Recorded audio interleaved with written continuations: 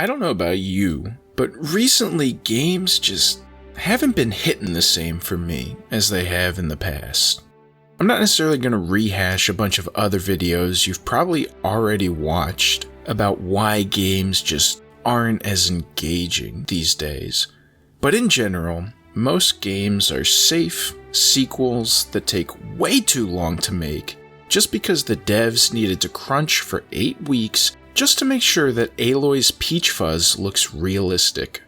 The trend seems to be moving towards cinematic, epic games with astounding graphical fidelity and some engaging gameplay, whenever they actually let you play the game, that is. Now, while I do love me a good story-driven single-player experience, recently I've just been getting tired of it.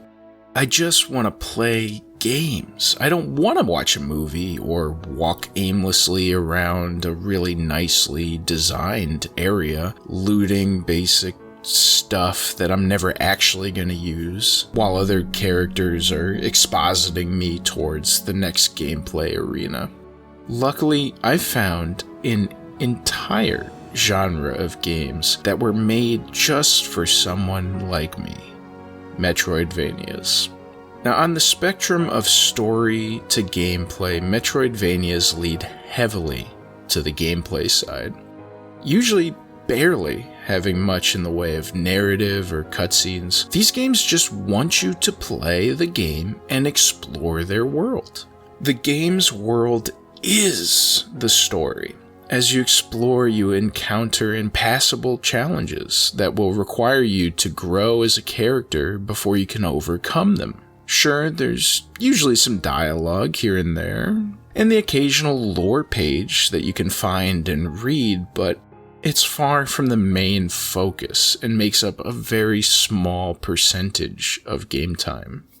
Now, since exploration is so core to the genre, movement is usually smooth, engaging, and rewarding in and of itself, meaning there's usually not much friction when you need to backtrack across half the map to get back to a now accessible area. Whether you're moving towards your objective or a hidden collectible now accessible, it feels purposeful.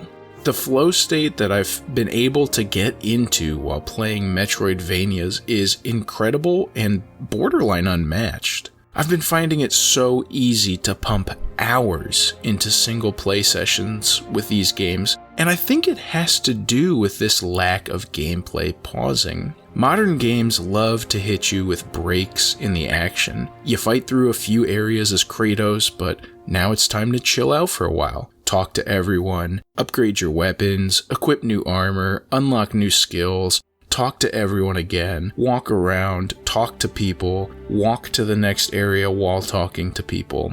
And each of these breaks gives you a great chance to snap out of it. These are intuitive and natural stopping points, and if you have other things to do or other things on your mind or ADHD, you're just gonna stop. It's very easy to cut a play session short.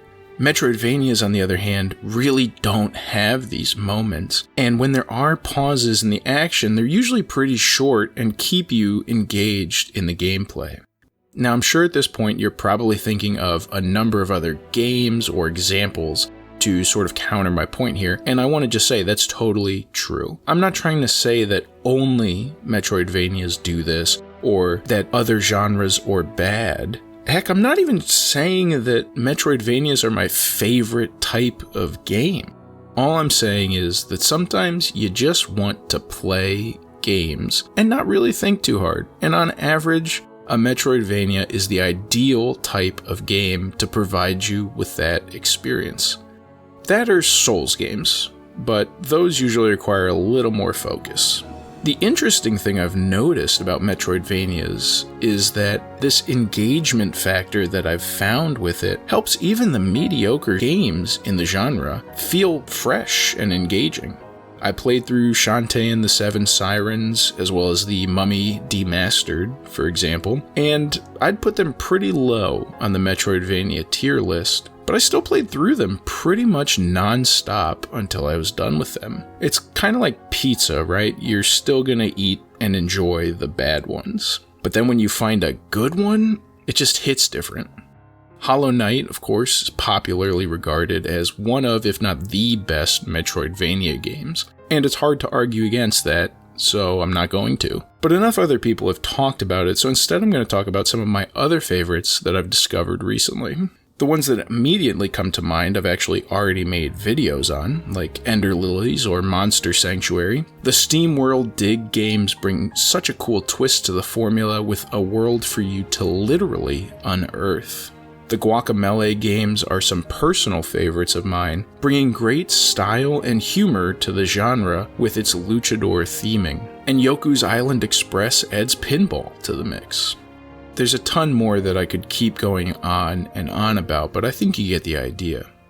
Something I've noticed lately in the genre is that a lot of Metroidvania games are also merging in mechanics from Souls games. And as I mentioned earlier, they're kind of very similar in their focus on gameplay. I actually said it in my Game of the Year video for Elden Ring. It is the most gamey game ever because it focuses so strongly on having engaging gameplay. One of the notable new Metroidvania releases to do this is the new Prince of Persia game, The Lost Crown.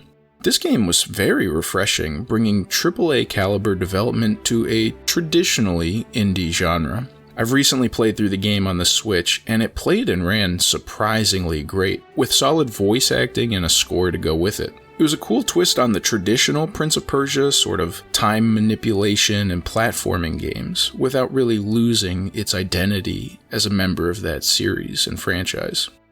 Combat is fun, fluid, and challenging, as are all the movement mechanics. There are a number of traversal challenges that will really put your skills to the test, and all of the boss fights offer a great challenge too.